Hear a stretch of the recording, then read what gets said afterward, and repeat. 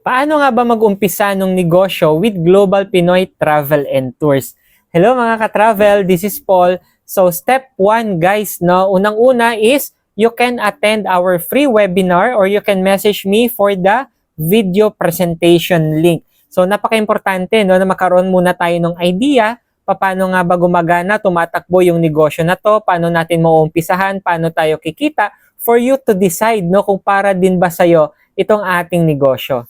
Step 2, you can choose no through our business packages na available po no. So i-discuss din 'yan sa ating webinar. So pwede kang mag-start no sa pinakataas natin na package, the 289,000, meron tayong 250, 190, 95,000, 57,000 and yung ating pong starting no na home-based package na which is less than 20,000 pesos. So kahit alin diyan no yung mapili mo, pwedeng-pwede ka na agad mag-umpisa nung iyong online travel and tours business.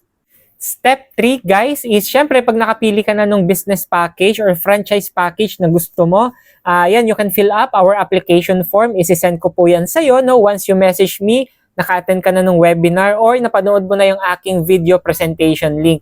And also, for our franchise payment naman, pag gusto mo nang mag-avail, no, isi-send ko din sa'yo yung ating company bank account. And ako din po personally yung mag-a-assist sa'yo sa processing po and registration ng iyong franchise po na business. So after nun, actually, pwedeng-pwede na, no, nakapag-start ka na, automatic po ma-onboard ka na sa ating mga upcoming trainings and pwedeng-pwede ka na agad kumita. Kaya sa mga viewers natin dyan guys, no, kung gusto mong umattend ng ating webinar or gusto mong mapanood yung ating video presentation link, no, ilalagay ko po yung Facebook account ko dito sa baba and yung mga contact numbers po sa description, pwede nyo akong i-message para mag-guide and ma-assist kita dito sa ating napakagandang negosyo. With that, God bless po sa ating lahat.